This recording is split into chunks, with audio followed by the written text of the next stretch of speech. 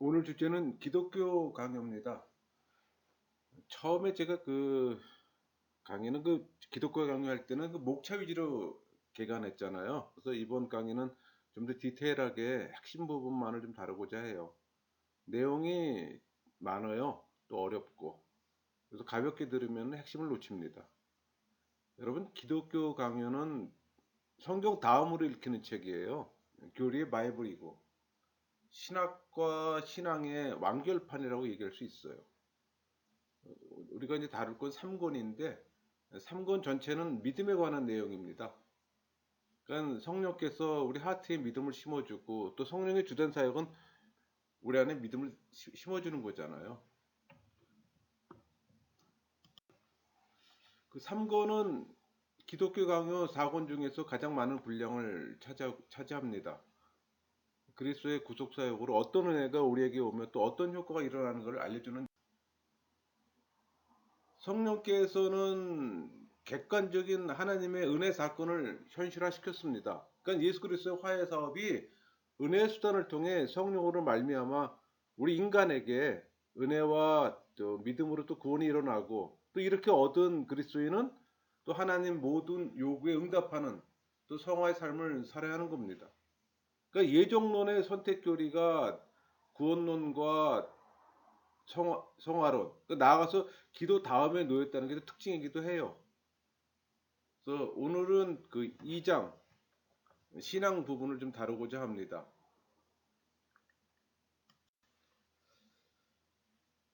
사실 2장은 그 핵심이 믿음인데 그 기독교 강의 한 64쪽에 해당하는 분량이에요. 많아요. 그래서 좀 사실 오늘 강의가 여러분이 그동안 들어왔던 그 믿음의 총 정리로 보면 될 겁니다. 아마 다양한 분들이 믿음에 관해서 저도 뭐 믿음으로 동영상 몇 개 강의를 하는 게 있지만은 사실 이 강의에 전부 다 포함된다고 보면 될 것 같습니다. 그러니까 집대성인 거예요. 그러니까 오늘은 좀 양이 좀 많습니다. 1항 믿음의 목표는 그리스도시다. 그러니까 믿음으로 구원받고 하나님의 자녀가 되고 이 천국의 시민이 된다는 의미에 대해 그 믿음의 의미를 정확히 알아야 합니다. 여러분 실제로 믿음이라는 말을 들을 때 대부분의 사람들은 복음서에 있는 이야기에 보통으로 동의한다는 정도로 생각해요. 뭐 지적 동의, 역사적 사실에 대한 동의, 뭐 그런 개념으로 생각하는데 믿음이 하나님을 바라보는 건 사실이지만 그 믿음의 핵심은 하나님이 보내신 예수 그리스도를 아는 겁니다. 그게 핵심이에요. 그 요한복음 17장 3절 영생은 곧 유일하신 참 하나님과 그가 보내신 자 예수 그리스도를 아는 것이니다. 이렇게 표현했잖아요. 그러니까 성부께서 계시하려는 모든 것을 성자에게 맡기셨어요. 또 성자께서 성부의 은혜를 전달하심으로써 또 하나님의 영광이 또 진정한 또 형상을 표현하게 하셨어요. 그러니까 성자 하나님은 우리의 목적지가 되는 겁니다. 또 우리가 걸어갈 길이 되는 거고. 그러니까 목적지와 길은 오직 예수 그리스도에게서만 발견될 뿐이에요. 2항 믿음은 방대한 무지에 있는 것이 아니라 지식에 있다. 여기서 지식은 계시를 아는 지식을 얘기합니다. 여러분들 알고 있는 일반적인 정보 그런 걸 얘기하는 게 아니에요. 참 믿음은 계시에 반응하는 믿음을 의미한다는 얘기예요.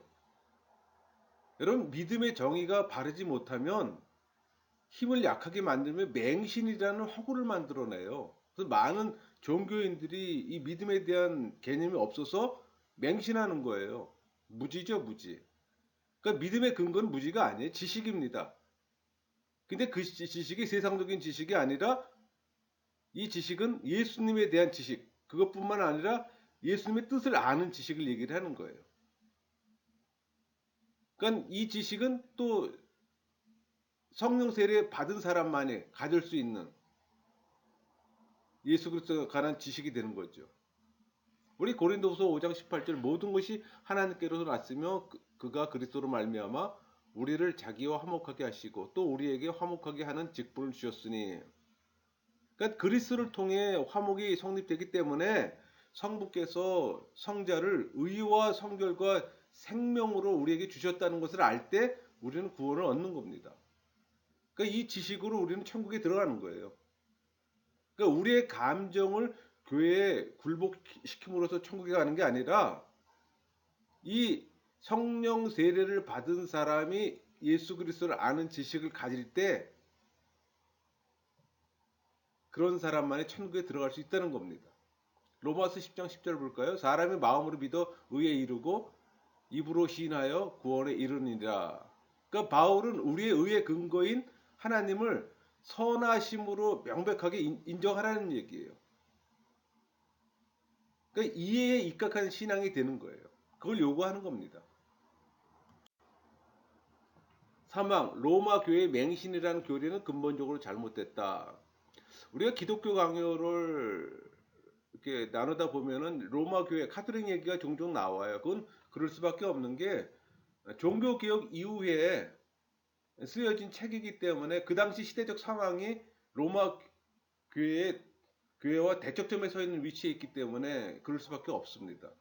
그러니까 로마 교회, 로마 카톨릭의 문제적인 거를 다 타파하고 거기에서 나오게 된 거잖아요. 그러다 보니까는 어, 로마 교회라든가 스콜라주의 그쪽을 자꾸 지적할 수밖에 없습니다.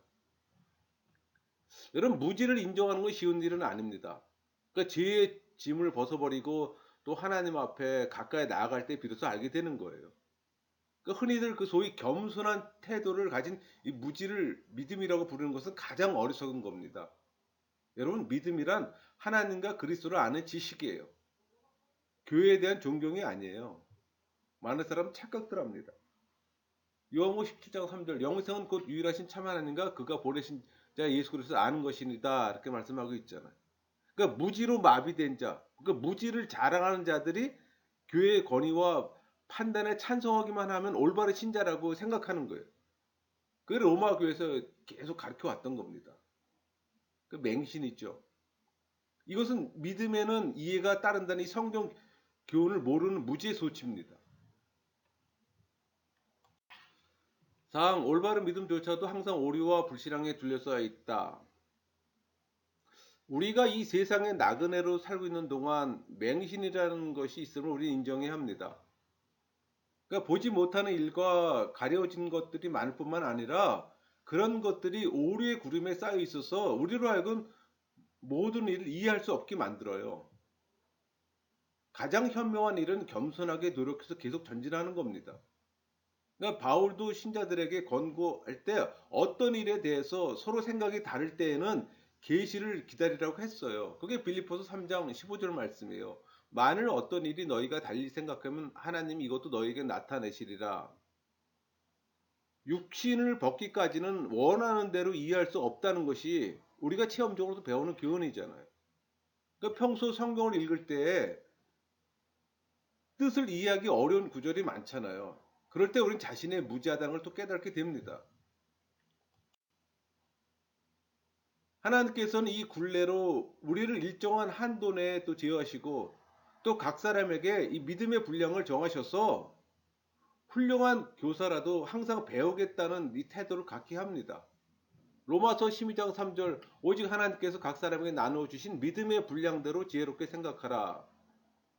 그러니까 제자들이 아직 완전히 깨닫지 못했을 때 그들은 맹신의 분명한 본보기였어요.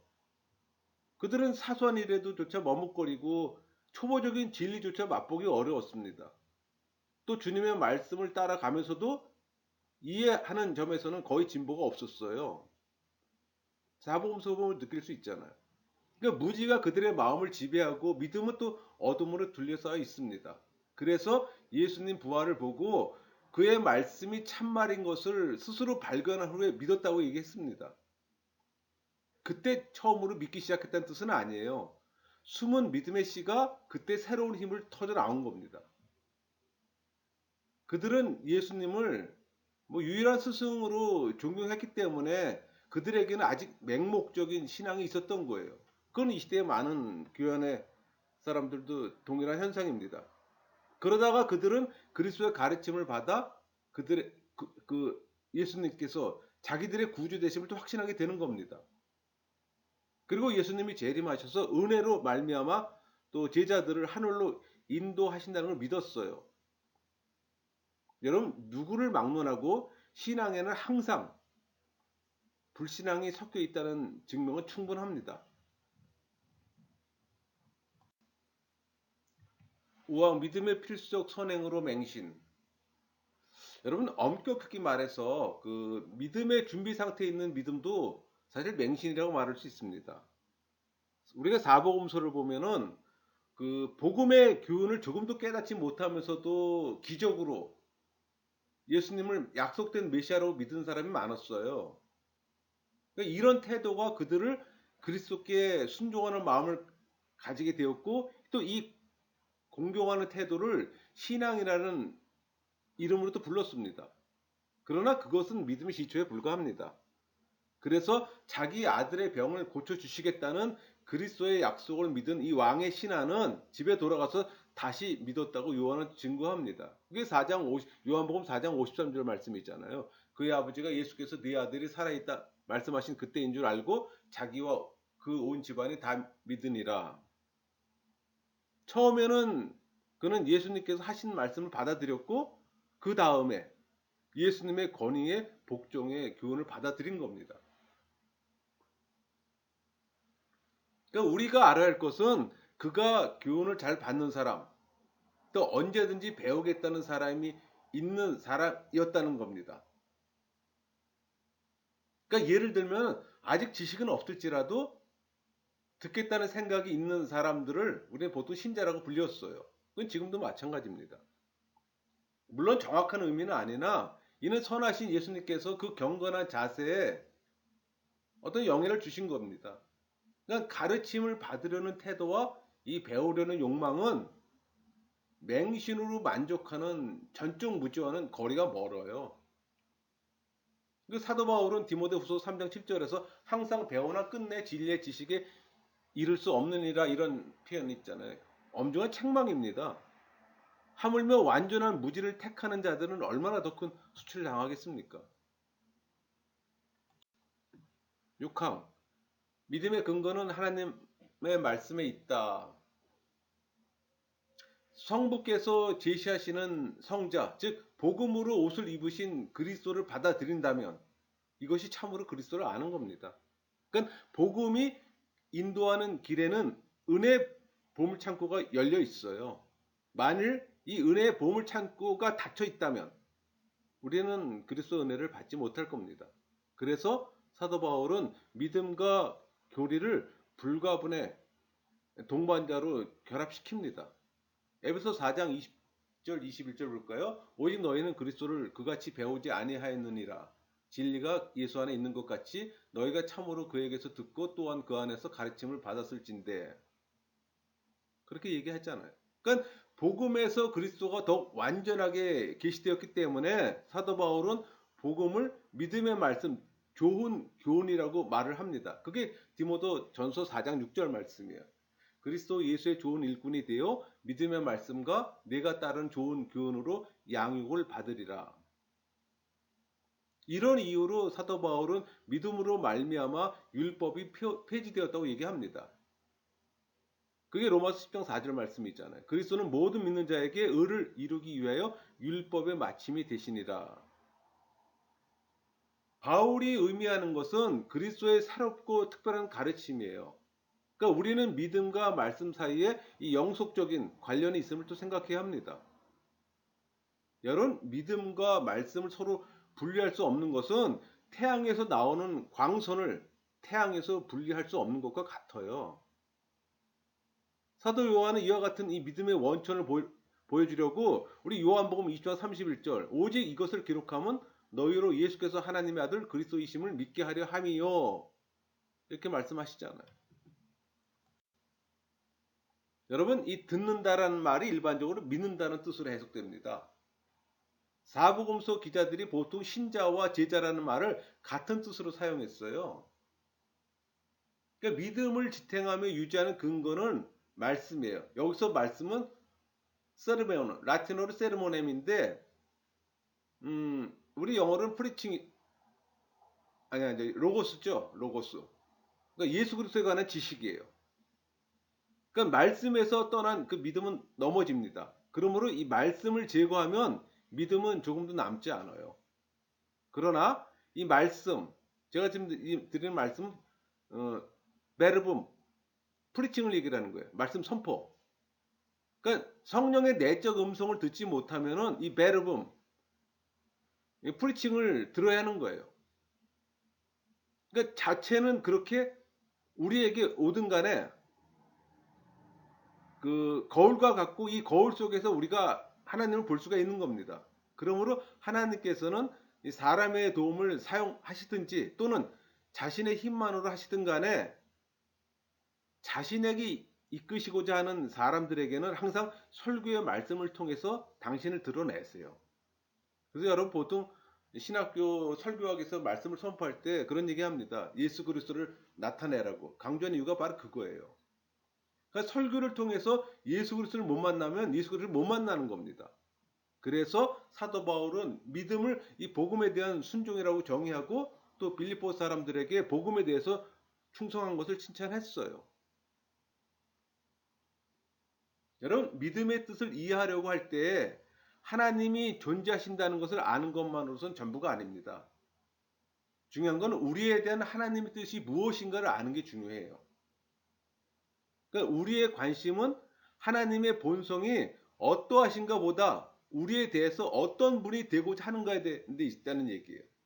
그러므로 그 믿음은 우리에 대한 하나님의 뜻을 아는 지식이며 또 이 지식은 그의 말씀에서 얻는 거예요. 그러나 이 지식의 근거는 하나님의 진실성을 먼저 확신하는 겁니다. 그러니까 우리의 마음이 분열돼서 이 분심이 생기면 이 말씀의 권위는 의심하게 되는 거예요. 그래서 약해지는 겁니다. 또 하나님은 진실하시며 속이거나 거짓말하실 수 없다고 믿는 것만으로 충분하지 않아요. 하나님에게서 나오는 것은 무엇이든지 신성 불가침의 진리라고 확신해야 하는 겁니다. 7항 믿음은 그리스도 안에서 하나님의 은총에 대한 약속에서 우러나온다.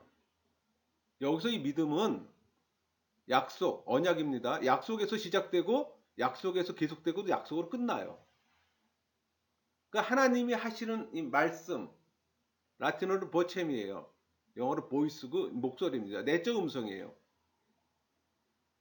그러니까 모든 인간의 마음에 믿음을 일으키는 것이 아니잖아요. 믿음의 말씀 안에서 무엇을 가르친지를 알아야 하는 겁니다. 그러니까 믿음이 하는 일은 하나님 말씀이 언제 어떻게 무엇을 말하든지 하나님의 진실성을 지지하는 데 있음을 우리는 부정하지 않아요. 그러나 우리가 묻는 것은 믿음은 주님의 말씀에서 무엇을 발견해 거기에 의존하며 안주하는 거라는 겁니다. 그러니까 우리 양심이 진노와 징벌만을 깨닫는다면 믿음이 어떻게 떨지 않으면 두려워하지 않겠어요. 그래서 하나님의 자비를 생각할 때 우리는 믿음의 본질에 더 가까이 접근하게 될 겁니다. 그 이유는 우리의 구원이 하나님에 있다는 것을 알게 될 때 우리는 하나님 찾는 일에 더 관심을 갖게 되는 겁니다. 여러분 하나님께서 우리의 구원에 관심을 갖고 염려하신다고 말씀하실 때 이 사실이 우리에게 확증됩니다. 그래서 하나님께서 자비하시다고 우리에게 증언할 수 있는 약속, 곧 은혜의 약속이 필요한 거예요. 여러분 우리가 하나님에게 접근할 수 있는 다른 길이 없으며 또 인간의 마음은 하나님 은총 위에서는 안식을 얻을 수 없습니다. 이것을 근거로 삼아서 시편에서는 대개 자비와 진실을 서로 관련된 것 같이 짝을 지어요. 그 말씀들이 그 시편 여기 지금 제가 89편 14, 89편 24, 98편 3절, 100편 5절, 108편 4절 이렇게 지금 서로 그 짝을 이루고 있는 걸 지금 보여드리잖아. 그러나 이미 우리는 하나님 사랑에 대한 유일한 보증은 그리스도시라는 걸 우리는 깨달아 알고 있습니다. 그러니까 하나님의 선하심에 대한 지식이 우리로 하여금 그 선하심을 의지하게 만들지 않는다면 그것은 크게 중요하지 않게 생각하게 될 겁니다. 그러므로 의심이 섞인 이해는 제거해야 되는 거예요. 그런 이해는 자체 내 조화가 없고 또 자신과 싸우기 때문에 아무 의미가 없어요. 그러나 인간의 이성은 어두워져 하나님의 뜻을 간파하거나 또 그것을 인식할 수가 없어요. 그러므로 다른 방법으로 우리의 지성을 조명하며 또 우리의 마음을 강화해서 하나님 말씀에 대한 완전한 믿음을 얻어야 하는 겁니다. 이제 믿음에 대한 바른 정의를 할 수가 있습니다. 믿음은 우리에 대한 하나님의 선하심을 굳게 또 확실하게 아는 지식입니다. 이 지식은 그리스도 안에서 값없이 또 주신 어떤 약속의 진실성을 근거로 둔 것이고 또 성령을 통해 우리의 지성에 계시되며 또 우리의 의지에 인침바 됩니다. 여러분 참된 믿음의 결과는 회개가 따릅니다. 8랑 형식을 갖춘 신앙과 형식을 갖추지 않은 신앙. 여기서 형식을 갖추지 않은 신앙은 잘못된 믿음을 얘기를 하는 겁니다. 여러분 믿음은 하나님 말씀에 동의하는 거잖아요. 그래서 지성에 속한 것이 아니라 의지에 속한 겁니다. 그러니까 로마서 1장 5절 믿어 순종하게 하나니 이렇게 표현하고 있잖아요. 그래서 믿음은 의지로 동의하고 거기에 경건한 애정이 덧붙입니다. 그러니까 실제로 동의는 또 경건한 애정을 포함해요. 그러니까 믿음은 성자를 성부가 보내신 분으로 인정하고 또 성령을 받아들이지 않고서는 어느 누구도 그분을 알 수가 없어요. 그래서 믿음은 그리스도에 대한 지식을 갖고 있습니다.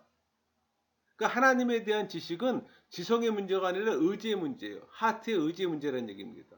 여러분 영적인 문제는 이 하트의 의지에 거의 연결돼 있어요. 그래서 제가 항상 말씀드린 것처럼 영혼에 대한 개념이 없게 되면 영적 경건서적이라든가 하나님 말씀이라든가 믿음 생활에 바른 이해함이 형성되지는 못해요. 그래서 제일 중요한 부분입니다. 동시에 성령으로 성화까지 이해하지 못하면 아무도 그리스도를 알지 못하는 거예요. 좀 더 쉽게 표현한다면 믿음은 그리스도를 아는 지식을 기초로 삼는다고 말할 수가 있는 겁니다. 그리고 성령으로 말미암아 성화되지 않고는 그리스도를 알 수가 없어요. 그러므로 믿음은 경건한 애정에서 분리할 수가 없는 겁니다. 9항 성숙한 고린도전서 13장 2절 또 성숙한 믿음과 미성숙한 믿음 신앙의 차이를 증명한다. 우리 고린도전서 13장 2절 산을 옮길 만한 모든 믿음이 있을지라도 사랑이 없으면 내가 아무것도 아니요. 그러니까 믿음에서 사랑을 제거하면 이 믿음을 기형으로 만든다는 얘기입니다. 그러니까 사랑을 의미하는 이 도덕적 삶이 뒷받침되지 않으면 믿음 자체도 그 미성숙임을 또 잊어서는 안 돼요. 여러분 고린도 교인들에게 더욱 큰 은사를 사모하라고 표현하고 있잖아요. 고린도 12장 31절 너희는 더욱 큰 은사를 사모하라. 더욱 큰 은사를 사모해 교회 전체에 더 큰 유익을 주라고 건건 다음에 그 다음 표현이 뭡니까? 내가 또한 가장 좋은 길을 너희에게 보이리라. 가장 좋은 길을 보여주다고 말씀하시잖아요. 그것은 사랑을 세우는 겁니다. 그러니까 모든 은사는 그 자체로 아무리 훌륭할지라도 사랑의 기초를 세우지 않는다면 아무것도 아닌 거예요. 그러니까 은사들의 목적은 원래 이 교회 덕을 세우는 것이잖아. 그 이 일에 임하지 못할 때 그 은사의 힘은 잃어버리고 마는 겁니다. 그래서 하나님이 걷어가시는 거예요. 그뿐 아니라 이 바울은 능력과 믿음이란 말을 같은 뜻으로 그러니까 기적을 행할 수 있는 힘이란 뜻으로 사용했던 겁니다. 그러므로 이 믿음은 하나님의 특별한 선물이에요. 그러니까 망언과 예언과 기타 은혜들과 같이 불경건한 사람이 이 믿음의 은사를 자랑하거나 악용할 수가 있잖아요. 그러므로 이런 믿음이 사랑에서 분리된다고 해도 그것은 이상하지 않습니다. 여러분 믿음에는 여러 가지 형태가 있다는 것을 인식하면서 참된 믿음은 오직 한 가지밖에 없다는 것을 우리는 분명히 선언합니다. 10항 형식을 갖추지 않은 신앙은 오직 환상에 불과하다. 여러분 사랑이 없는 이 미성숙한 믿음, 그러니까 어렴풋한 믿음이라고 부를 가치가 없어요. 이런 그림자는 없는 믿음을 말로만 믿는다고 입술만의 신앙으로 말하는 거예요. 영혼에서 우러나오는 신앙이 아니에요. 우리 사도행전 8장 13절 볼까요? 시몬도 믿고 세례를 받은 후에 전심으로 빌립을 따라다니며 그 나타나는 표적과 큰 능력을 보고 놀라니라. 시몬은 복음의 위대성에 압도되어 그 유사한 믿음을 가지려고 노력했어요. 그래서 그리스도를 따른 자가 될 거라고 고백했어요. 여러분 누가복음에는 잠시 동안 믿다가 말씀의 씨가 열매를 맺기 전에 어떤 기운이 막혀버리거나 또 심지어는 뿌리도 내리기 전에 시들어 죽어버린 사람이 있다고 표현합니다. 그러니까 이런 믿음을 기만적이고 거칠애적인 믿음이라고 우리는 얘기할 수가 있는 거예요. 우리 누가복음 8장 6절 7절 더러는 바위에 떨어지며 싹이 나다가 습기가 없으므로 말랐고 더러는 가시떨기 속에 떨어지며 가시가 함께 자라서 기운을 막았고, 이런 사람들은 말씀을 맛보고는 더욱 욕심이 나서 이 말씀을 움켜 붙잡으며 그 거룩한 힘을 느끼기 시작합니다. 그래서 그들은 다른 사람들 앞에서 아니 자기 생각에도 이 믿는 것 같은 그 잘못된 인상을 갖게 돼요. 그러니까 그들은 하나님의 말씀에 대해서는 보이는 어떤 존경, 그걸 경건이라고 믿었어요. 근데 여러분 이런 동의는 말씀 속까지 침투하지 못해 정착하지 못합니다. 그러니까 뿌리를 내리는 것 같이 보이는 때가 있으나 그것은 살아있는 뿌리가 아니에요. 종교인이란 얘기예요. 그러니까 인간의 영혼 속에는 허영심이 숨어 있을 틈이 많습니다. 이 거짓이 잠복할 공간이 많아요. 그것은 이 거짓의 위선으로 장식되고 스스로도 기만한 때가 많습니다. 그러나 이런 믿음의 그림자를 자랑하는 사람들은 이 점에서 마귀보다 나을 것이 없다는 걸 깨달아야 합니다. 그래서 바른 지식이 필요한 거예요. 11항 타락한 사람들에게도 믿음이 있는가? 사도 바울은 그 믿음을 선택의 결과라고 했잖아요. 그러니까 육이 된 사람에게도 믿음이 있을 수가 있어요. 그 구원받기로 예정된 사람들만 믿음의 광명을 받으며 복음의 힘을 느끼지만 버림받은 사람들, 육이 된 자들이죠. 그 사람들도 때로는 선택된 사람들과 거의 같은 은사를 맛봅니다. 그러니까 그들 자신의 생각으로는 선택된 사람들과 전혀 차이가 없다는 것을 경험으로 알 수가 있어요.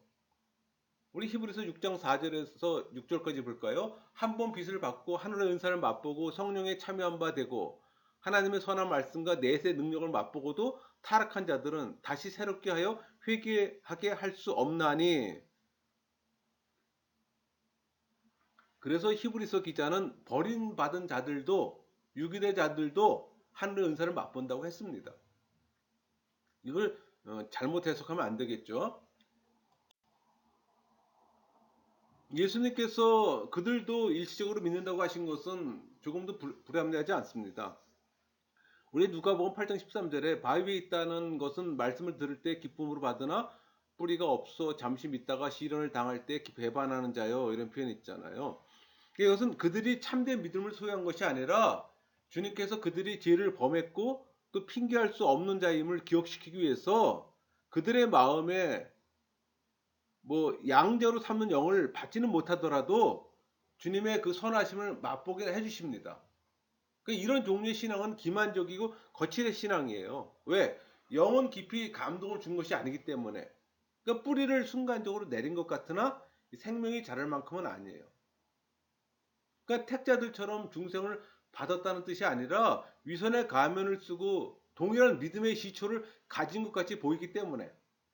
그러니까 하나님께서는 그들의 인식과 택자들에게만 주시는 증거를 서로 구별하세요.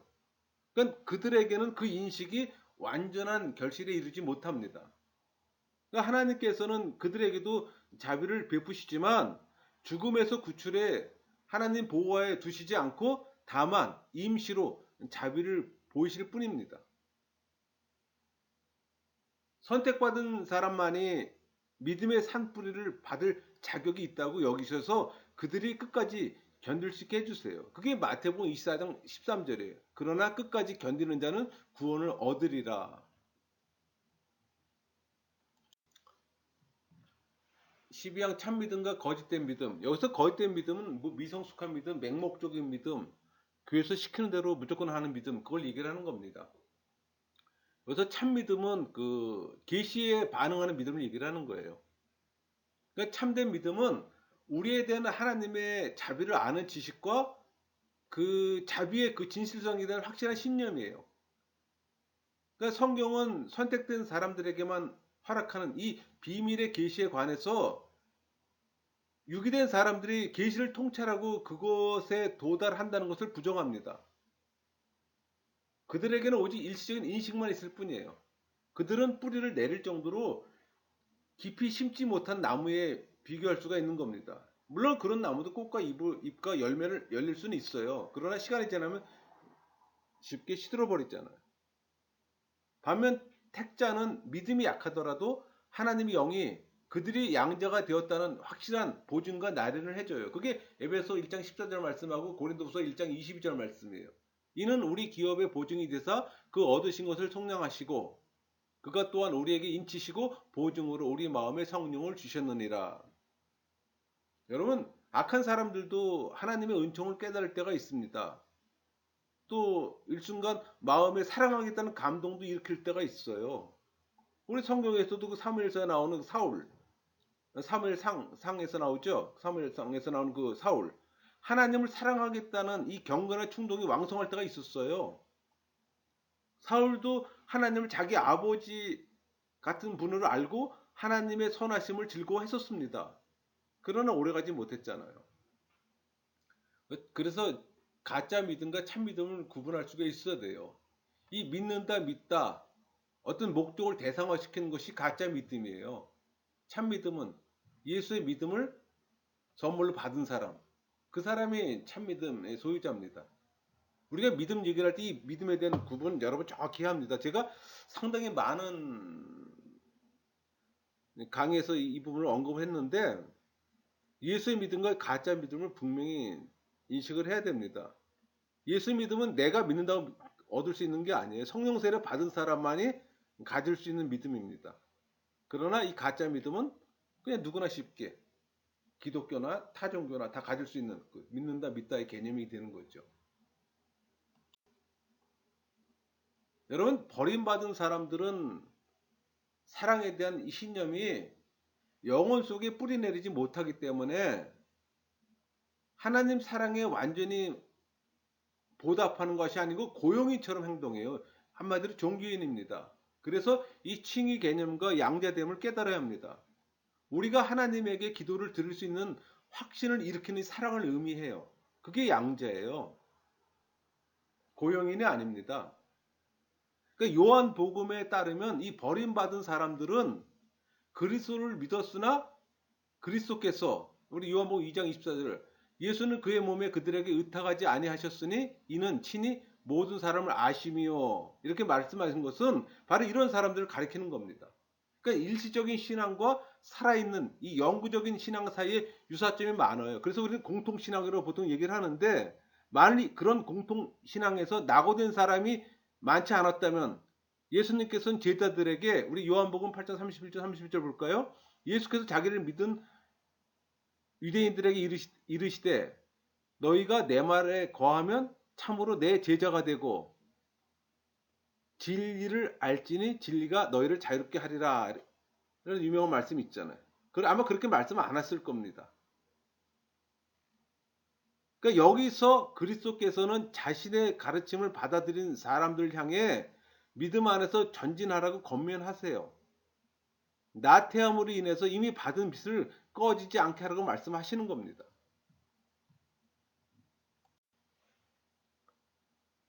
사도 바울은 선택된 사람들에게만 믿음이 있다고 얘기했어요. 그러니까 사라진 사람들이 많은 것은 뿌리를 내리지 못하기 때문이라고 얘기한 겁니다. 그러니까 사도 바울은 하나님 자녀에게 거짓이 없는 믿음을 요구하지 않았어요. 디모데전서 1장 5절 보세요. 이 교훈의 목적은 청결한 마음과 선한 양심과 거짓이 없는 믿음에서 나오는 사랑이거늘 그러니까 선한 양심을 믿음을 보관하는 상자에 비교한 겁니다. 이는 선한 양심을 버렸으므로 믿음에 관하여 파선한 사람이 많다는 표현을 했어요. 그게 디모데전서 1장 19절 말씀이에요. 믿음과 착한 양심을 가지라. 어떤 이들은 이 양심을 버렸고 그 믿음에 관하여는 파선하였느니라. 디모데 3장 9절 볼까요? 깨끗한 양심의 믿음의 비밀을 가진 자라야 할지니. 그러니까 믿음은 능동적이지 않고 수동적이에요. 왜? 오직 하나님이 허락해야 하기 때문에. 13항 성경에서 믿음이라는 말은 다양한 뜻을 가지고 있다. 여러분 여기 지금 원형표로 만들어 놨는데 이 믿음 신앙 같은 말입니다. 페이스 이거의 참뜻이 8가지 성실 신실 진심 정직 확신 신뢰 충성 견고예요. 여러분 믿음이란 의미를 어떻게 알고 있어요? 이게 믿음의 본뜻입니다. 근데 우리는 믿음이라는 말의 뜻이 애매모호하게 알잖아요. 믿음은 경건에 대한 건전한 교훈만을 의미할 때가 많습니다. 우리 디모데전서 3장 9절 볼까요? 깨끗한 양심의 믿음의 비밀을 가진 자라야 할지니. 사도 바울은 집사들이 깨끗한 양심의 믿음의 비밀을 가지라고 원했어요. 그러니까 복음을 믿음의 말씀, 믿음의 교훈, 믿음의 비밀이라고 얘기하기도 했습니다. 그래서 사도 바울은 디모데전서 4장 6절에 예수의 좋은 일꾼이 되어 믿음의 말씀과 내가 따르는 좋은 교훈으로 양육을 받으리라 이렇게 말씀했던 겁니다. 마찬가지로 그는 디모데전서 6장 20절에 디모데야 망령되고 헛된 말과 거짓된 지식의 반론을 피함으로 내게 부탁한 것을 지키라. 그러니까 망령되고 헛된 말과 거짓된 지식의 반론이 많은 사람들을 믿음에서 떠나게 하는 원인이라고 했던 겁니다. 그러니까 믿음은 그리스도를 보유하는 거잖아요. 그러니까 그리스도 안에 지혜와 지식의 모든 보화가 감춰 있어요. 그러니까 믿음을 거룩한 교회의 전체 확대하는 것이 옳고 또 믿음을 거룩한 교훈에서 분리할 수 없다고 얘기하는 겁니다. 14항 믿음은 보다 차원 높은 지식이다. 우리가 그 믿음을 지식이라고 부르는 것은 보통 사물에 관한 지식과 이와는 달라요. 감각적이보다는 정신적입니다. 그러니까 믿음은 감각을 초월한 것이기 때문에 이 믿음에 도달하려면 사람의 마음은 그 자체를 초월해야 되는 거예요. 영적이라는 얘기예요. 그러니까 이해하지 못하는 것을 믿을 때에는 신념이 확실하기 때문에 인간적인 것을 자체의 능력으로 지각한 때보다 더 많은 것을 이해하게 돼요. 그래서 믿음은 에베소 3장 18절 19절 말씀처럼 지식에 넘치는 그리스도의 사랑을 알고 그 너비와 길이와 높이와 깊이가 어떠함을 깨닫는 힘이라고 지금 사도 바울은 아름답게 묘사한 겁니다. 그러니까 사도 바울이 말하는 뜻은 우리의 마음이 믿음에 의해서 얻는 것은 어떤 면으로 보든지 무한하다는 거예요. 그러니까 이런 종류의 지식은 우리 이해력을, 지성을 초월한다는 겁니다. 그래서 사도 요한은 이 믿음을 지식이라고 부르는 충분한 이유가 있는 거예요. 그러니까 사도 요한은 이 신자들이 스스로 하나님의 자녀인 것을 안다고 언급해요. 그러니까 믿음의 지식은 이해가 아니고 확신이라는 것이 우리의 결론입니다. 15항 믿음은 확신을 내포한다. 그러니까 확실하고 견고한 믿음은 완전하고 어떤 고정된 확실성을 요구해요. 그러니까 가변적이고 의심이 차 있지 않다는 얘기예요. 그러니까 믿음은 완전하고 확정된 확실성을 요구한다 그랬잖아요. 그러니까 이런 확실성은 우리가 어떤 일을 체험했을 때와 증명했을 때 또 경험할 수 있는 거예요.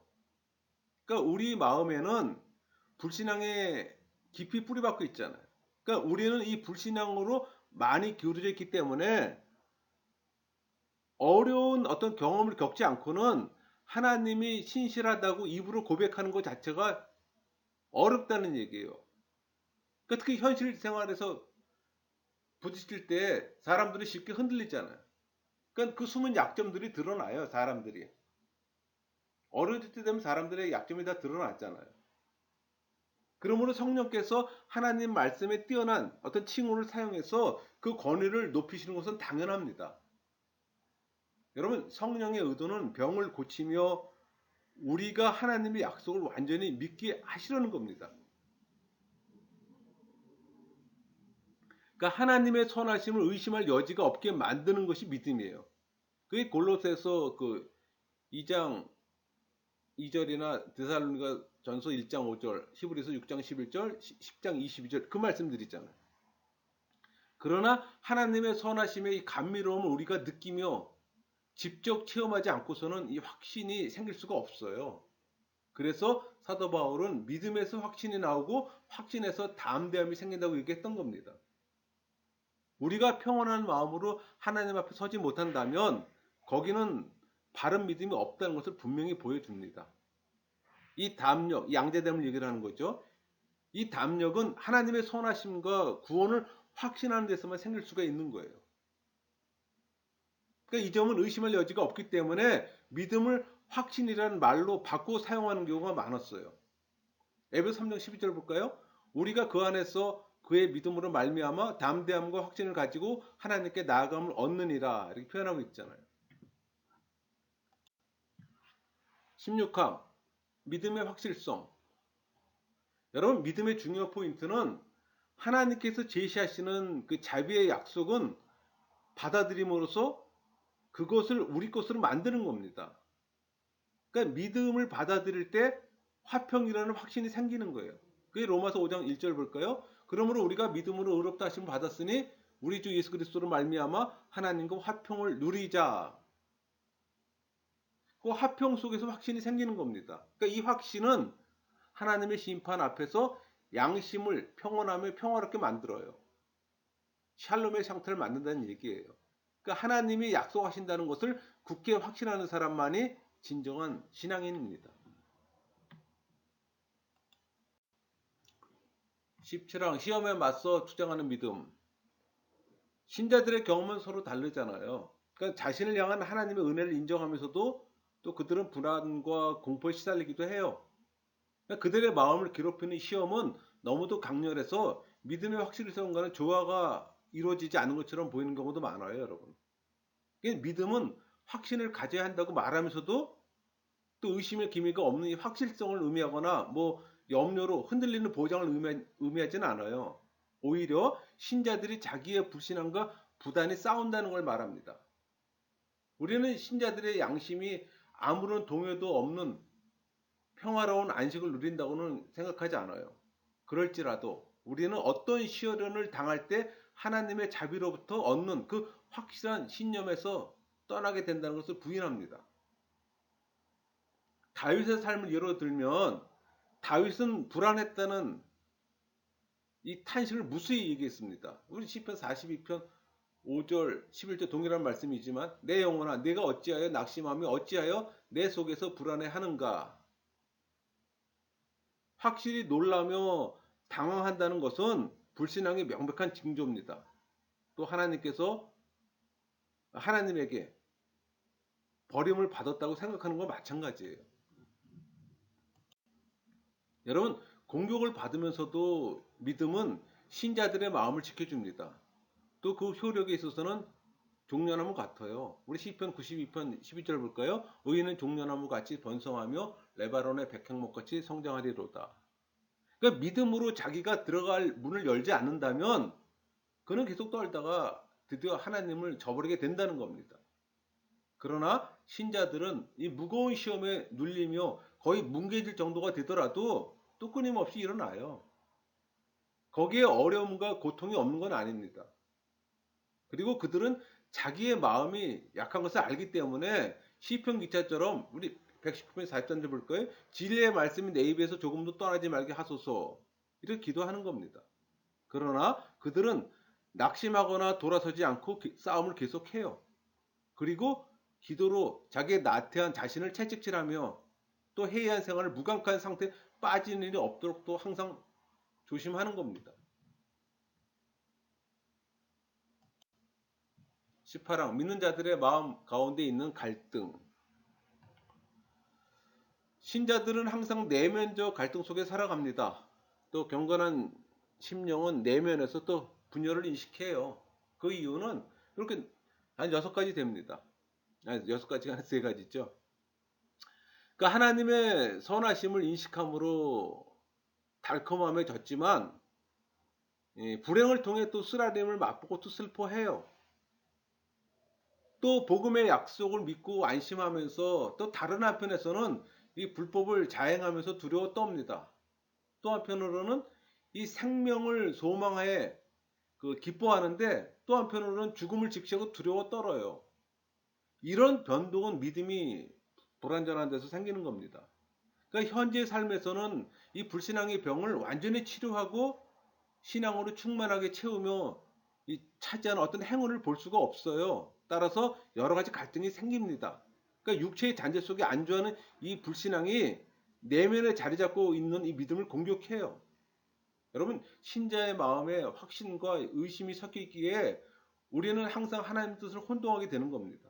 그럼에도 불구하고 우리는 결코 이 불신앙의 호수에 떨어지지 않고 공격을 받아도 든든히 서 있는 이유는 그 믿음이 포위되고 위태로워도 궁극적으로 믿음을 괴롭히는 여러 가지 그 나쁜 조건들을 극복하게 되는 겁니다. 19항, 약한 믿음도 진실한 믿음이다. 처음에는 뭐 작은 믿음일지라도 그것이 우리 마음속에 스며들게 되면 우리는 또 하나님의 얼굴을 보게 되지 않아요. 그러니까 우리는 하나님을 분명히 볼 수 있어서 우리가 결코 속는 것은 아님을 알 수가 있어요. 그리고 우리는 계속 전진해야 하므로 더 꾸준하게 또 전진해요. 또 전진할수록 하나님이 더 가까이 가고 더 확실하게 볼 수가 있는 겁니다. 그리고 그 전진하는 동안 하나님 더 잘 알게 되는 거고. 그러므로 우리의 영혼이 하나님을 아는 지식으로 조명될 때 처음에는 많은 무지에 둘러싸여 있지만 이 무지는 서서히 없어지는 겁니다. 20항, 신앙의 약점과 장점. 우리 고린도전서 13장 9절 볼 거예요. 우리는 부분적으로 알고 부분적으로 예언하니. 또 고린도 13장 2절. 우리가 지금은 거울로 보는 것 같이 희미하나. 사도 바울은 이 거룩한 지혜가 현재에 있는 우리에게 조금밖에 부여되지 않았음을 또 시사합니다.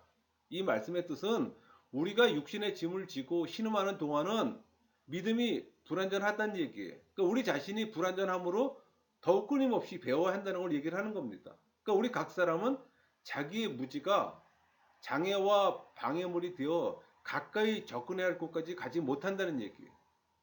그러니까 사도 바울은 적은 믿음이라도 그 순수한 맛을 확실히 맛볼 수 있게 한다고 가르쳐요. 무슨 얘기인 거 아니? 복음을 통해 이 노출된 얼굴로 하나님의 영광을 바라보며 그 결과로 변화해서 주님의 형상과 같이 된다고 우리 고린도후서 3장 18절에서 얘기하는 겁니다. 우리가 다 수건을 벗은 얼굴로 거울을 보는 것 같이 주의 영광을 보매 그와 같은 형상으로 변화하여.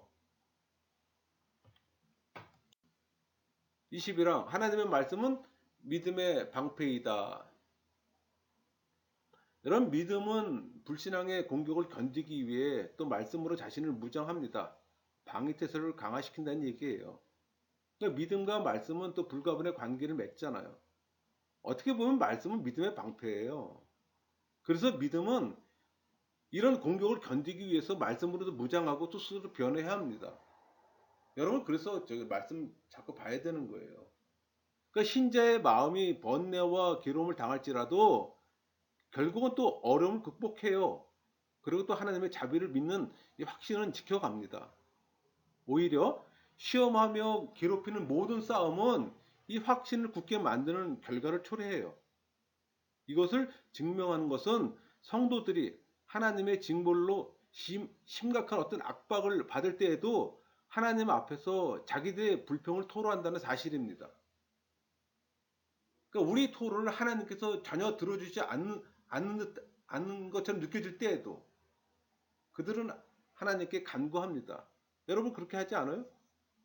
만일 도와주실 것을 기대하지 않는다면 기도할 필요가 없겠죠. 뭐하러 기도합니까?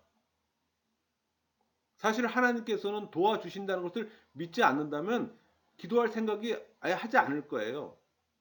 그래서 믿음이 적다고 그리스도의 꾸지람을 들은 제자들은 여전히 또 그의 도움을 또 간청했습니다.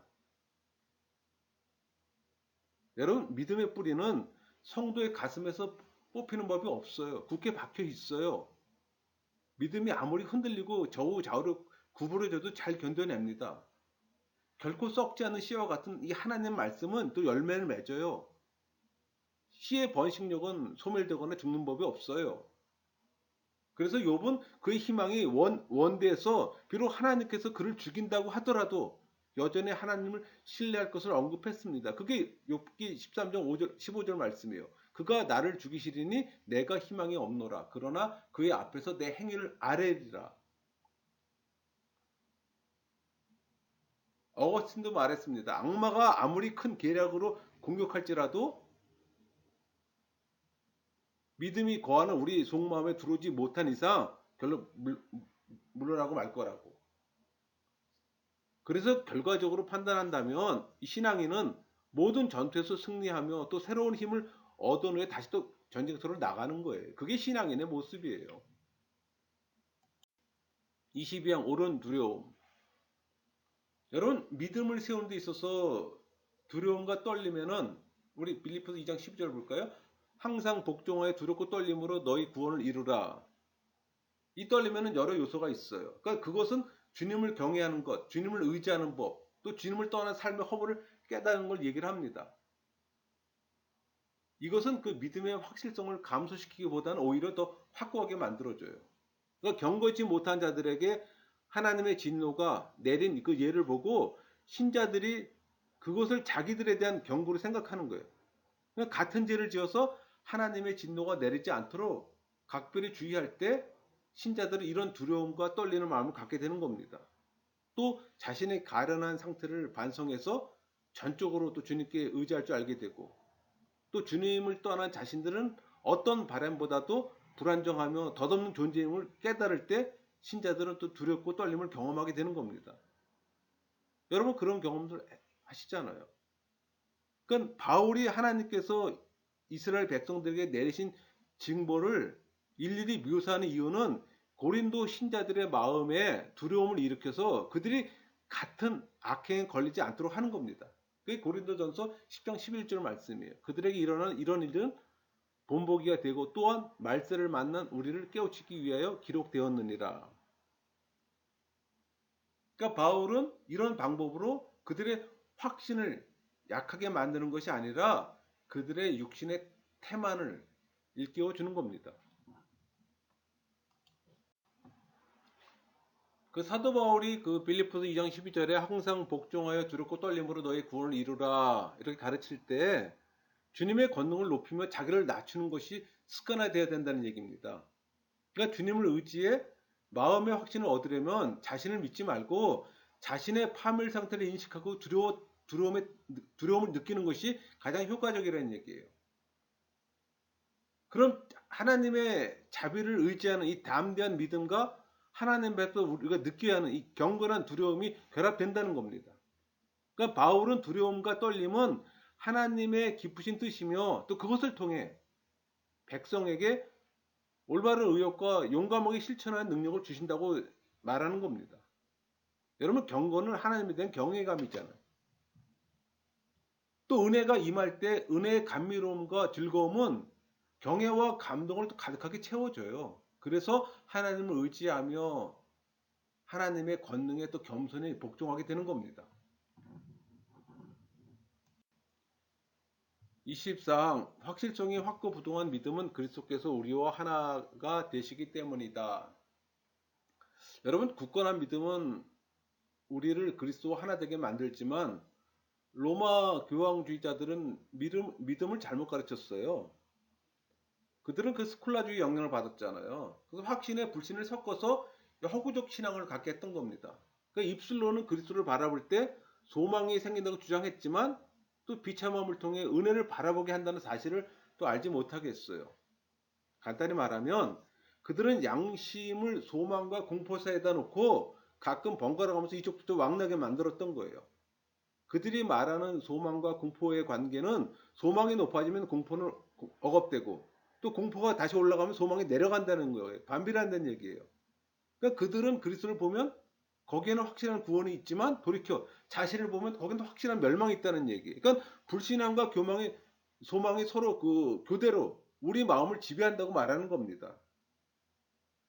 이런 말은 성령께서 내 안에 계시는 것이 아니라 외부에 계신 것 같이 생각하는 걸 생각하게 만든다는 얘기예요. 그래서 로마 카톨릭에서 종교개혁을 일으켰던 개혁주의자들이 교리 자체가 근본적으로 달라요, 여러분. 대척점에 서 있다는 얘기예요.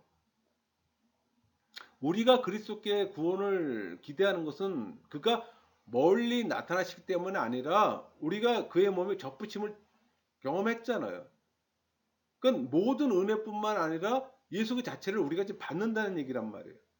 그 사도 바울 로마서 8장 10절에 또 그리스도께서 너희 안에 계시며 몸은 죄로 말미암아 죽은 것이나 영은 의로 말미암아 살아있는 것이니라 이런 표현하고 있잖아요.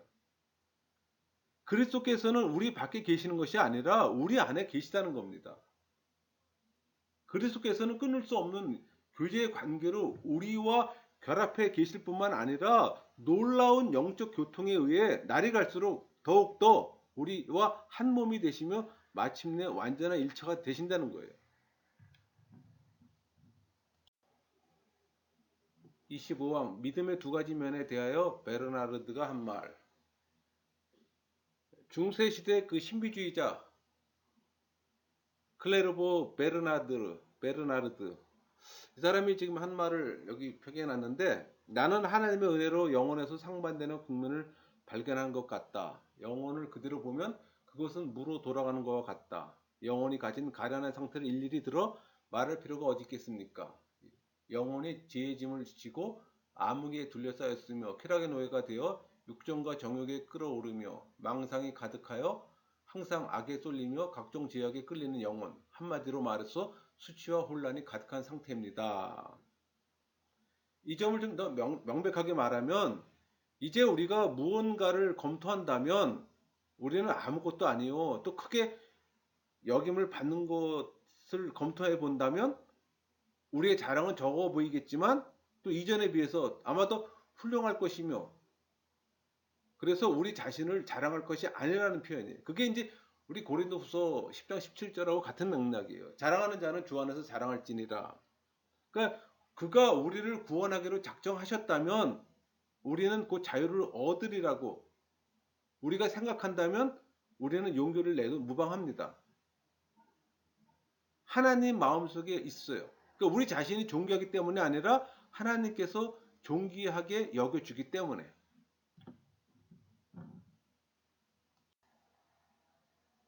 26강 하나님에 대한 경외함과 공경함.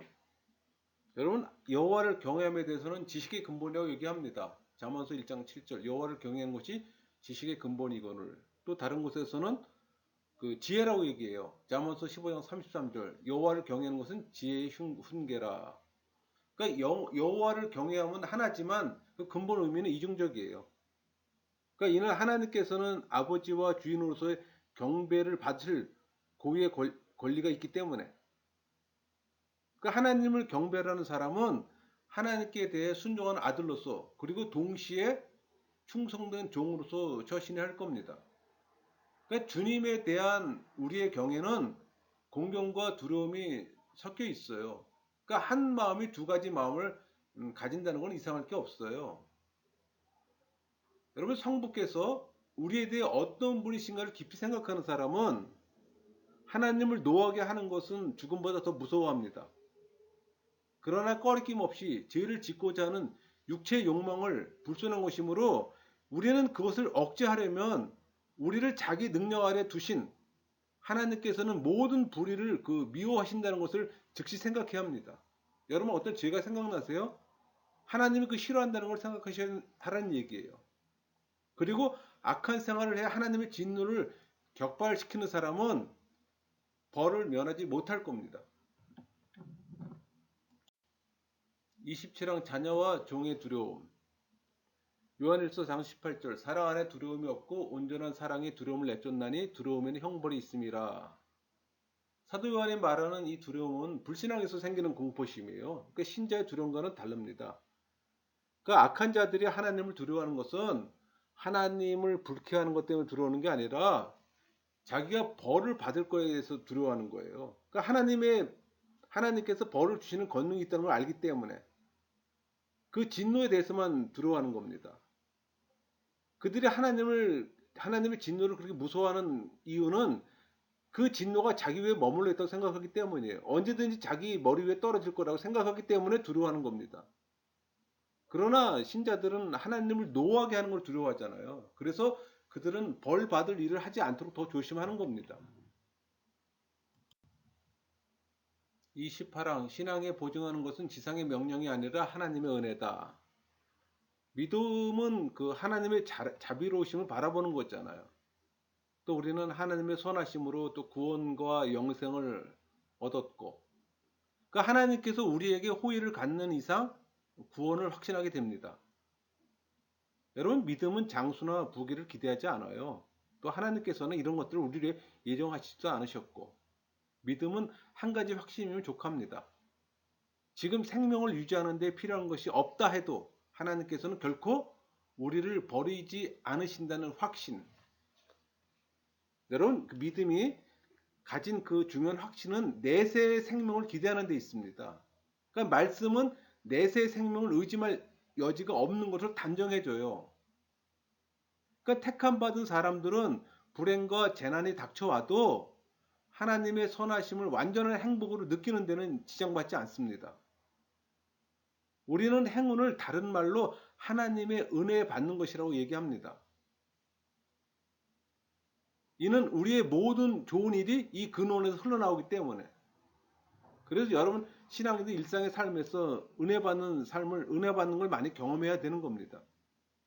또 우리는 구원뿐만 아니라 우리에게 있는 어떤 좋은 일을 말할 때마다 또 하나님의 사랑을 생각하게 만드는 것을 알 수가 있어요. 요컨대 모든 일이 우리 소원대로 잘 된다 하더라도 하나님의 사랑이나 증오에 대한 어떤 확신이 없으면 우리 행복은 저주를 받을 것이고 따라서 불행해지는 겁니다. 29와 하나님의 약속이 믿음을 지탱한다. 믿음의 기반은 하나님의 은혜로운 약속입니다. 우리는 또 그 약속을 믿음의 기초로 보고, 그러니까 믿음은 하나님의 명령과 뭐 금지 약속과 경고 등 모든 일에 참되다는 걸 또 확신해요. 또 하나님의 계명들을 공손히 받아들이고 또 금지 사항을 지키면서 또 경고한 걸 또 유의하기도 하고. 그러나 이 믿음은 원래 약속에서 출발하며 또 약속에 안주하고 또 약속에서 끝나는 겁니다. 그러니까 믿음은 하나님 안에서 생명을 구하는 것이므로 이 생명은 어떤 징벌에 대한 선언이나 계명에서 찾아볼 수 있는 것이 아니라 자비를 약속하는 값없이 주신 약속에서만 얻을 수 있는 겁니다. 행위를 조건으로 삼는 약속은 우리 자신 안에서 생명을 발견하지 못한다면 생명을 약속하지 않아요. 그러므로 우리의 믿음이 떨며 흔들리지 않게 하려면 구원의 약속으로 그걸 강화해야 하고 또 약속은 우리 행위가 아니라 가련함을 보면서 주께서 값없이 주시는 것이라 걸 믿고 따라야 되는 겁니다. 그래서 여러분 기도할 때 말씀 놓고 기도하라는 게 바로 그거예요. 그 말씀 자체가 약속의 말씀이잖아요. 바울은 자주 믿음과 복음을 관련시켜요. 그러니까 자기가 복음 전파의 직분을 받은 것은 사람들로 하여금 믿어 순종케 하려는 겁니다. 그게 그 로마서 1장 16절 17절 말씀이에요. 이 복음은 모든 믿는 자에게 구원을 주시는 하나님의 능력이 됨이라. 복음에는 하나님의 의가 나타나서 믿음으로 믿음에 이르게 하나니. 우리는 자비를 주시겠다는 약속이야말로 믿음의 고유한 어떤 목표라는 걸 인정해야 합니다. 30항 믿음이 은혜에 대한 약속만을 전적으로 의존하는 이유. 여러분 노아의 믿음은 세상의 멸망을 보지 않았음에도 불구하고 가진 겁니다. 히브리서 11장 7절 믿음으로 노아는 아직 보이지 않는 일에 경고하심을 받아 경외함으로 방주를 준비하여 그 집을 구원하였으니. 그러니까 처벌에 대한 두려움이 믿음을 만든다면 협박들도 믿음을 만들어낼 수 있다고 말할 수 있을 겁니다. 그렇지만 간과해서는 안 될 두 가지가 있어요. 하나가 값없이 주신 약속에 도달하기까지는 믿음이 견고하게 살 수 없다는 것과, 또 하나는 믿음이 우리를 그리스도께 연결하지 않으면 믿음은 우리와 하나님을 결코 화해시키지 못한다는 겁니다. 그러니까 하나님의 자비를 근거로 하지 않는다면 믿음이 성립될 견고한 조건이 있을 수가 없어요. 그러니까 믿음이 우리를 그리스도의 몸에 접붙이지 않는다면 어떻게 구원받는 믿음이 될 수가 있습니까? 따라서 우리가 믿음을 정의할 때 신자와 불신자를 분리하는 표지로서 각자의 특색을 말하는 것은 불합리한 일이 아니에요. 그러니까 사도 바울이 이 복음을 믿음의 말씀이라고 부르는 건 옳습니다. 그 로마서 10장 8절 곧 우리가 전파하는 믿음의 말씀이라. 31랑 신앙에 대한 말씀의 의미예요. 그 믿음을 위해서는 그 말씀이 필요하다고 설명하잖아요. 다시 한번 생각해 보면은 이 지식은 생각에서 생기는 것이 아니고 하나님께서 친히 자신의 인자심을 증거하실 때 생깁니다. 그러니까 믿음과 말씀의 관계를, 그리고 그 결과인 구원을 주목해야 되는 이유예요. 그러나 우리는 하나님의 권능을 인식해야 합니다. 이 권능에 대해서 확고한 믿음이 서 있지 않으면 하나님을 합당하게 공경할 수가 없어요. 그러니까 하나님께서는 그 원하시는 일을 무엇이든지 하실 능력이 있으시다고 우리는 고백할 겁니다.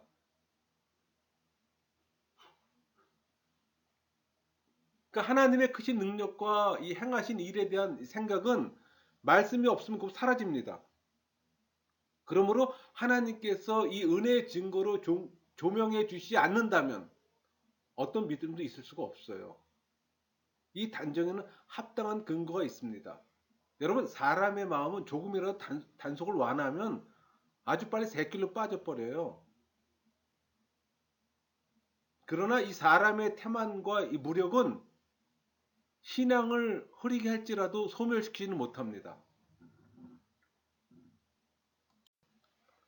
32장 믿음의 약속은 그리스도 안에서 실현되었다. 그러니까 하나님의 모든 약속을 그리스도와 관련을 맺습니다. 그러니까 사도 바울은 복음 전체를 그리스도를 아는 지식에 포함시켰어요. 그게 로마서 1장 17절. 복음에는 하나님의 의가 나타나서 믿음으로 믿음에 이르게 하나니.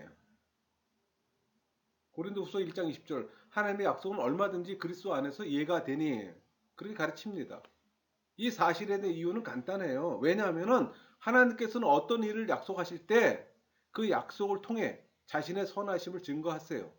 그러므로 모든 약속은 반드시 하나님의 사랑을 증거합니다.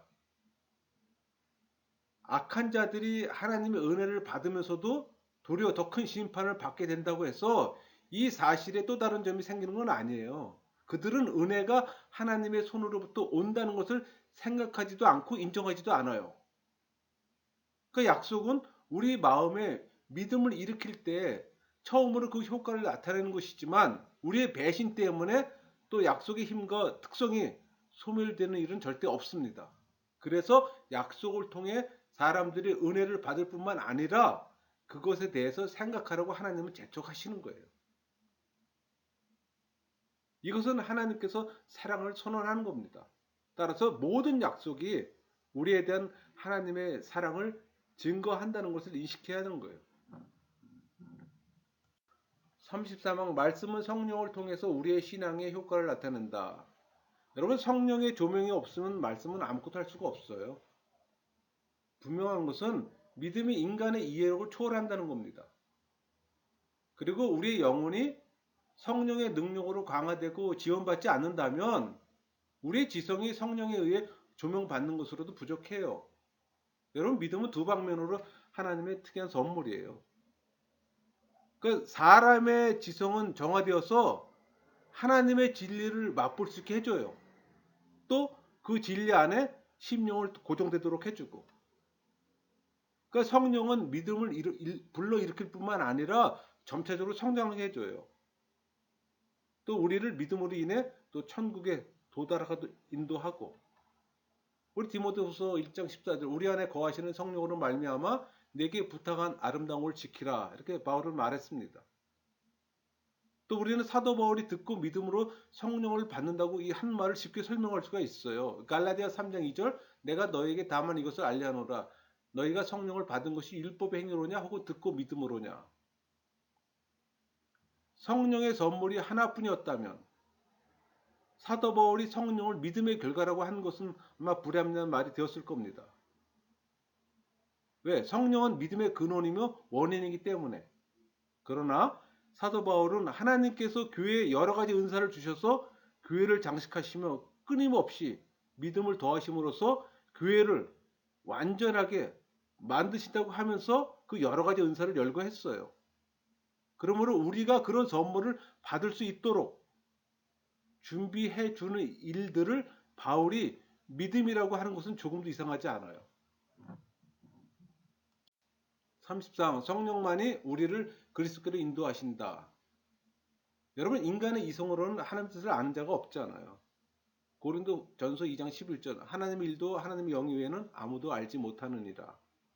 아무도 알 수 없다면 하나님의 뜻을 확실히 알 사람은 누구일까요?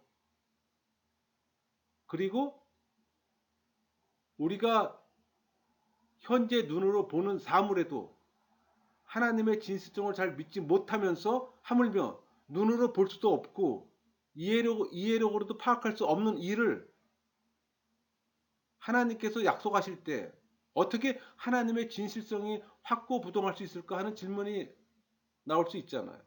그 답이 고린도전서 2장 14절 말씀이에요. 육에 속한 사람은 하나님의 성령 일들을 받지 아니하나니 이는 그것들이 그에게는 어리석게 보이며 또 그는 그것들을 알 수도 없나니 그러한 일은 영적으로 분별되기 때문이라. 그렇게 말씀했어요. 그러므로 성령의 지원이 필요하며 더 적절하게 말한다면 성령의 권능만이 이 문제를 해결할 수가 있는 겁니다. 35항 인간은 성령이 없이는 믿음을 가질 수 없다. 성령이 우리에게 주시는 믿음, 우리에게는 원래 없는 믿음 그 자체를 바울은 믿음의 마음이라고 부릅니다. 그게 고린도후서 4장 13절이에요. 우리가 같은 믿음의 마음을 가졌으니 우리도 믿었으므로 또한 말하노라. 데살로니가 신자들 안에서 데살로니가 후서 1장 11절 하나님이 모든 선을 기뻐함과 믿음의 역사를 능력으로 이루게 하시고 이렇게 기도했어요. 그러니까 여기서 바울은 믿음을 하나님의 역사라고 부르며 또 그것을 형용사로 구별하는 대신 선을 기뻐함이라는 적절한 말로 표현했던 겁니다. 그러니까 믿음은 하나님의 능력이 나타난 것이라고 말했어요. 우리 고린도전서에서 그는 믿음은 사람의 지혜를 의존하는 것이 아니라 성령의 능력을 근거로 삼는다고 말했습니다. 너희 믿음이 고린도전서 2장 5절 너희 믿음이 사람의 지혜에 있지 아니하고 다만 하나님 능력이 있게 하려 하였노라. 그러니까 하나님께서는 이런 영광스러운 선물로 풍성하신 은혜를 더 완전히 나타내시기 위해서 그 선물을 무차별하게 모든 사람에게 주시지 않고 원하는 사람들에게만 특권을 주셨어요. 무조건적 선택의 예정입니다. 그러니까 두 사람이 듣는데 한 사람을 멸시받고 한 사람을 세움받는다는 것은 이상한 일이 아니에요. 어거스틴도 말했어요. 무슨 이유로 한 사람에게만 주시고 다른 사람에게는 주시지 않는가? 나는 조금도 부끄러움 없이 이것이 십자가의 깊이다. 이렇게 표현하고 있습니다. 요약하면은 그리스도는 성령의 능력으로 우리를 조명해서 믿음을 가지게 하실 때 동시에 우리를 자신의 몸에 접붙이심으로 우리는 모든 것에 참여하게 되는 겁니다. 36항 마음의 문제로서의 믿음. 이제 남은 일은 지성이 흡수한 것을 하트에 부어넣는 겁니다. 그러니까 하나님 말씀을 믿음으로 받아들이려면 이 말씀이 마인드에서 돌아다녀서는 안 되고 하트 깊은 곳에 뿌리 내려야 합니다. 그렇게 될 때 그것은 시험의 모든 전략을 막아낼 수 있는 난국불락의 방위선이 되는 거예요.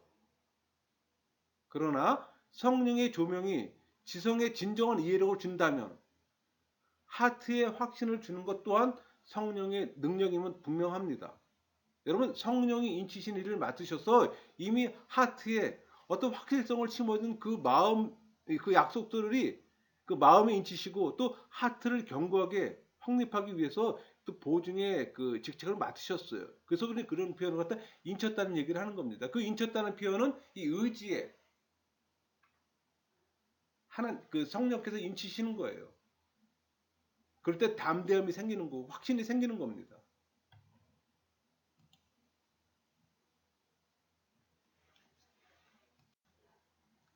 37항 의심은 믿음을 소멸시키지 못한다.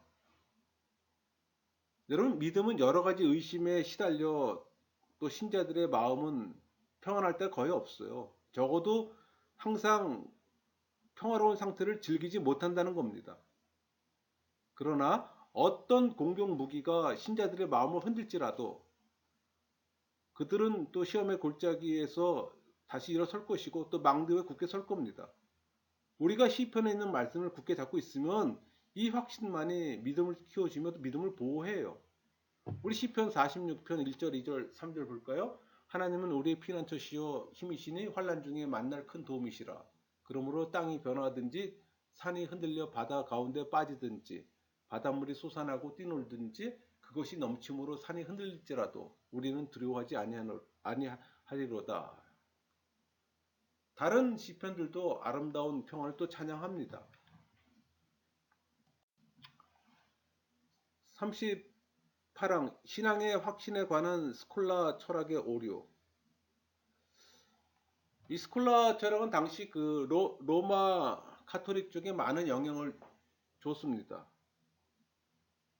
그러니까 우리는 그 스콜라 철학의 주장이 얼마나 위험한 걸 판단할 수 있어요. 한마디로 정리하면은 스콜라 철학자의 주장은 믿음이 우리 행위에 의존한다고 주장합니다. 그러니까 행위를 중시하는 게 스콜라주의의 신앙 체계예요. 한마디로 한 줄로 정리한다면. 그러니까 우리가 굳이 그 잘못된 교리를 공부할 필요는 없다고 생각합니다. 39항 그리스도인은 성령의 내재함을 기뻐한다. 스콜라 철학자들은 하나님의 뜻을 확실히 잘 안다는 것이 경솔한 추정이라고 주장해요. 그들은 우리가 그리스도의 영을 자랑하는 것도 무모한 짓이라고 또 얘기하고, 그러나 사도 바울은 로마서 8장 14절 무릇 하나님의 영으로 인도함을 받은 사람은 곧 하나님의 아들이라, 이걸 간과하고 있다는 얘기예요. 스콜라 철학자들은 하나님의 아들들이 자기 정신으로 움직이며 하나님의 영을 가지지 않는다고 생각합니다. 그러나 사도 바울은 그리스도의 영으로 감동받지 않은 사람들은 그리스도의 종이 아니라고 주장합니다. 그게 로마서 8장 9절이에요. 누구든지 그리스도의 영이 없으면 그리스도의 사람이 아니니라. 또 스콜라주의자들은 그리스도의 영을 필요로 하지 않는 기독교를 또 얘기합니다. 그러나 사도 바울은 우리가 성령이 우리 안에 거하시는 것을 느끼지 못한다면 복된 부활의 소망이 없다고 얘기해요. 그게 8장 11절 말씀이에요. 예수를 죽인 자 가운데서 살리신 이 영이 너희 안에 거하시며 그리스도 예수를 죽인 자 가운데 살리신 이가 너희 안에 거하시는 그의 영으로 말미암아 너희 죽을 몸도 살리시니라. 40항 우리가 끝까지 인내할 수 있느냐 하는 것은 불확실성. 스콜라 철학자들은 그 믿음의 확고 부동성을 해하려고 한편으로만 애쓰는 것으로 만족하지 않고 또 다른 쪽을 공격해요. 그래서 그들은 우리의 의의 현재 상태에 따라서 우리가 하나님의 은혜를 소유하고 있느냐 하는 이 문제에 관한 판단을 할 수 있지만 끝까지 인내하는 데 대한 지식은 어디까지나 미결이라고 얘기합니다. 그렇지만 사도 바울은 특별한 계시로 확신을 가졌다는 말을 하면서 자신만이 경험한 것에 의존하지 않는 믿음에서 모든 신자들이 일반적으로 얻는 혜택을 논하고 있어요. 그게 로마서 8장 8절 9절이에요. 육신에 있는 자들은 하나님을 기쁘시게 할 수 없느니라.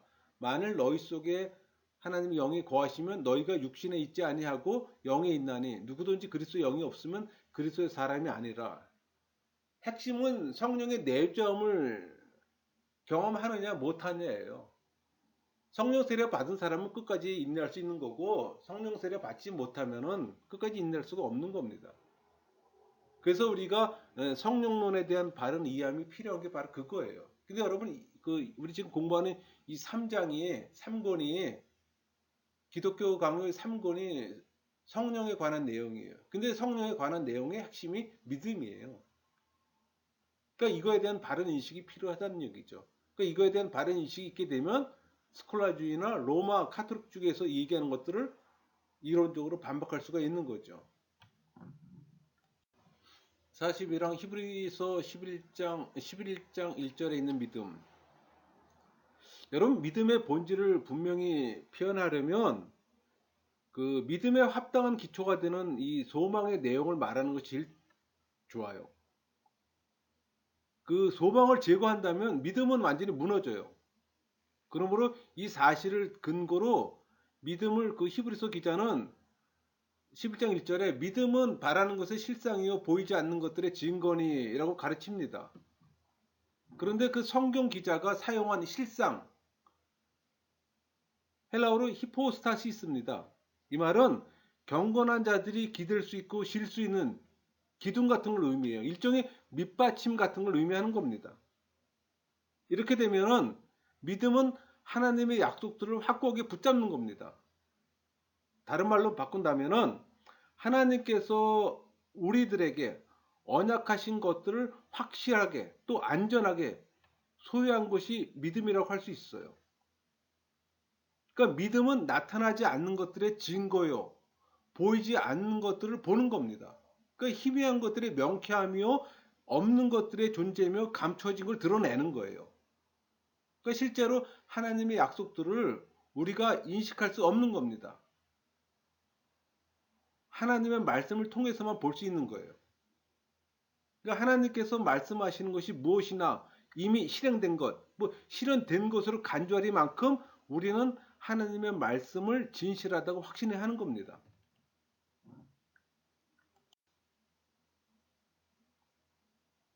여러분, 사람의 믿음이 깨우침을 받아 하나님의 선하심을 맛보게 되면 하나님을 사랑할 수밖에 없어요. 그러니까 성령의 내주함을 경험한 사람은 하나님 말씀을 사랑할 수밖에 없겠고 하는 말씀을 자꾸 볼 수밖에 없는 거예요.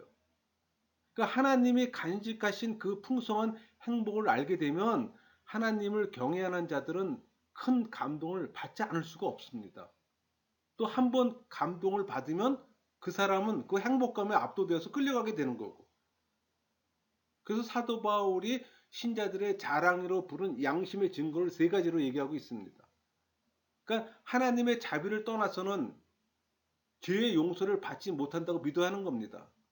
또 하나님께서 주시지 않으면 선한 행위를 할 수가 없어요.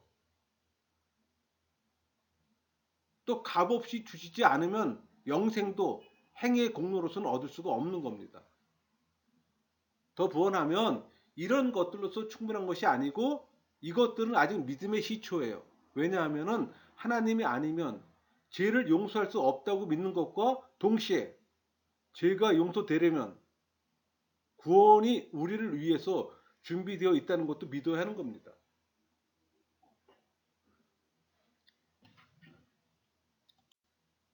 42항 믿음의 소망은 서로 연결된다. 여러분, 믿음과 소망은 불가분의 동반자입니다. 그러니까 믿음은 소망을 낳아요. 소망이 부족하다는 것은 믿음이 전적으로 부족하다는 걸 증명하는 겁니다. 그러니까 하나님의 진실성을 확신하는 것이 믿음이에요. 그렇다면 이 확신을 가진 사람들은 하나님께서 그 약속들을 그들의 반드시 진실하다고 한 그 약속들을 실현할 때까지, 그 실현할 때가 오리라고 기대하며 의심하지 않습니다.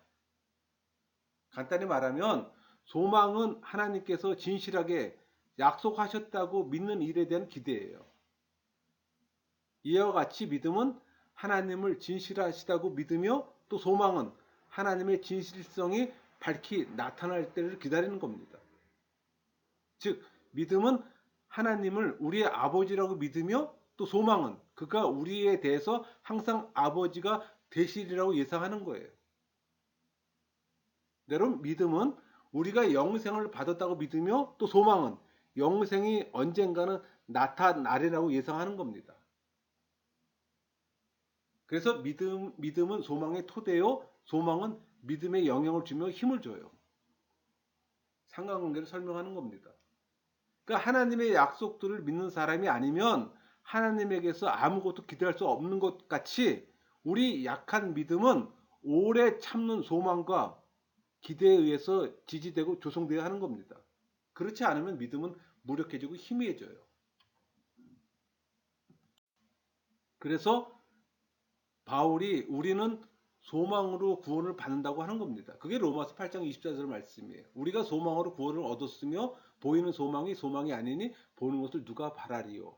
그러니까 소망은 묵묵히 주님을 기다리는 동시에 믿음이 너무 서두르다가 곤두박질에 떨어지지 않도록 제어하는 겁니다. 그러니까 소망은 믿음에 힘을 주어 하나님의 약속을 의심하거나 그 진실성을 의심하지 않도록 해요. 그 소망은 믿음의 생기를 회복시켜서 짓지 않게 한다는 겁니다. 이 소망은 종점에 도착할 때까지 믿음을 지탱해주고 도중에 심지어 출발점에서도 힘이 빠지지 않도록 지지해주는 겁니다. 간단히 말하면 소망은 끊임없이 믿음을 갱신하고 회복함으로써 믿음에 견인하는 힘을 주는 겁니다. 여러분, 믿음을 굳세게 하기 위해서 소망의 지지가 얼마나 많이 필요한가를 생각할 수 있습니다. 제가 5가지로 표현해 봤는데, 믿음은 하나님의 진실성이 믿어요. 그러니까 소망은 믿음의 명쾌함을 기대하고, 그러니까 믿음은 그분이 우리 아버지심을 믿고, 또 소망은 그분이 우리를 향해 행하신다는 걸 기대하는 겁니다. 또 믿음은 영생이 우리에게 주어짐을 믿으며, 또 소망은 나타나게 될 날을 기대하는 겁니다. 그러니까 믿음은 소망에 놓여있는 기반이며, 소망은 믿음을 자라나게 하며 또 지지해요. 그러니까 소망은 지속적으로 묵묵히 기다리면서 믿음을 흔들리지 않도록 갱생하고 회복시켜 줍니다. 결론적인 말이 로마서 8장 24절 말씀이에요. 우리가 소망으로 구원을 얻었음에 보이는 소망이 소망이 아니니 보는 것을 누가 바라리요. 43방 믿음과 소망은 하나님의 자비라는 동일한 기반 위에 섰다. 여러분, 성경은 간혹 믿음과 이 소망이란 말을 서로 바꿔 사용합니다. 그러니까 우리는 베드로전서 1장 5절 구원을 얻기 위하여 믿음으로 말미암아 하나님의 능력으로 보호하심을 받았느니라 이런 표현 쓰잖아요.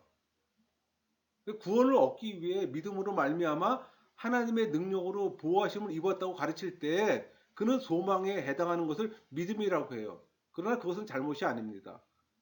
소망은 곧 믿음을 위한 힘이라는 것을 우리는 이미 알고 있기 때문에 같은 편지에서 1장 21절에 너희의 믿음과 소망이 하나님께 있게 하셨느니라 고 한 것 같이 믿음과 소망은 간혹 결합됩니다.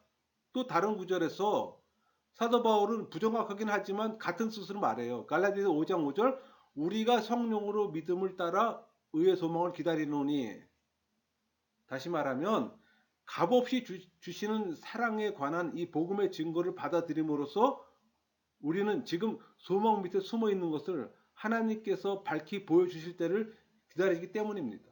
그러니까 희망의 목표는 믿음의 목표와 다를 수 없어요.